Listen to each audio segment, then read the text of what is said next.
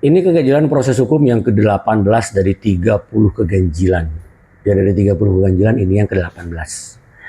Yaitu aparat penegak hukum melindungi pabrik pupuk NPK.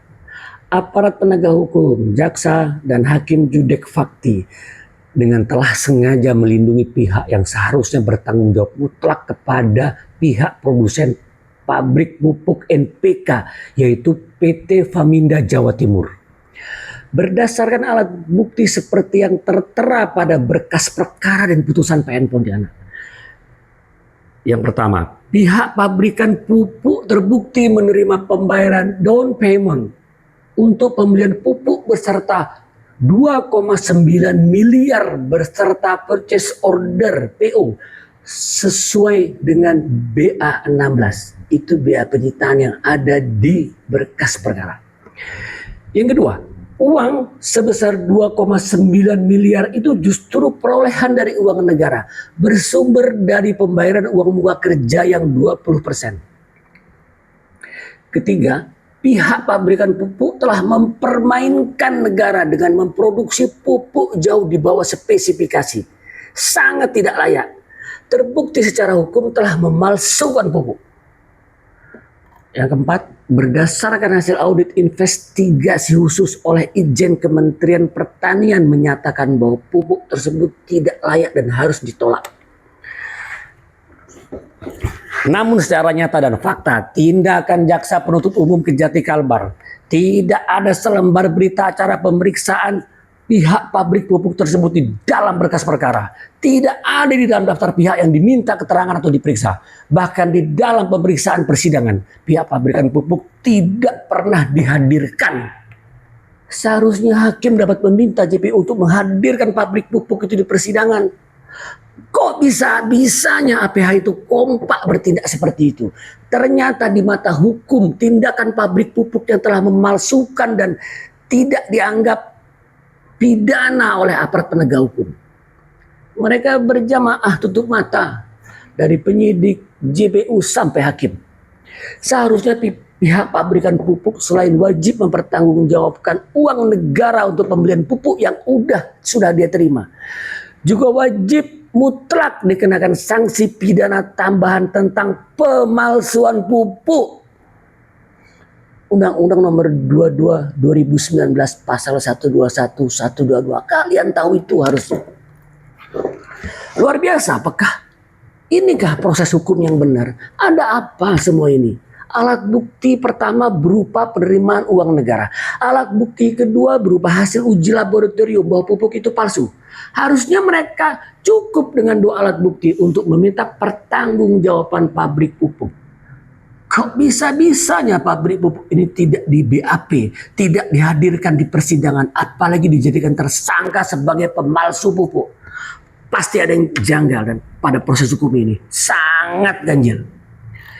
Cerita tentang pabrik pupuk yang diperas orang dinas itu sudah menjadi cerita murahan yang sudah dibicarakan banyak orang.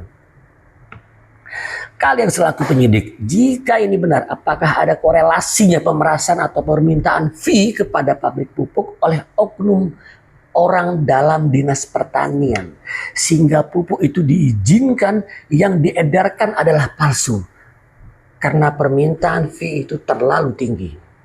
Sementara kalian diduga sudah sepakat melindungi otak pelaku kejahatan tersebut.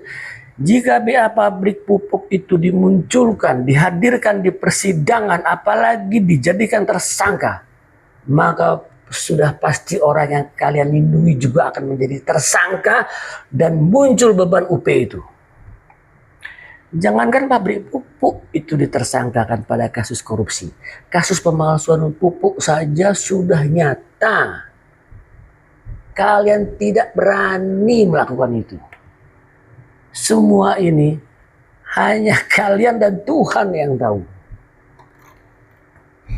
Nih, coba dicermati. Jumlah volume yang disita, jumlah volume dokumen, alat bukti yang disita sebagai alat bukti itu sebagian besar berupa bundel berita acara serah terima barang antara tim pemeriksa Dinas Pertanian Tanaman Pangan dan petani yang sudah menerima pupuk palsu itu. Artinya pupuk palsu itu sudah beredar dan sudah diserahkan kepada petani. Kemudian untungnya Tuhan Maha Adil. Datanglah auditor, pupus semua niat jahat oknum di dinas pertanian tersebut. Pupuk kemudian dinyatakan palsu, perintah auditor harus ditolak. Lantas apakah sebegitu bodohnya dinas pertanian? Justru itu adalah dinas teknis bisa kecolongan. Oh tidak. Justru mereka itu culas.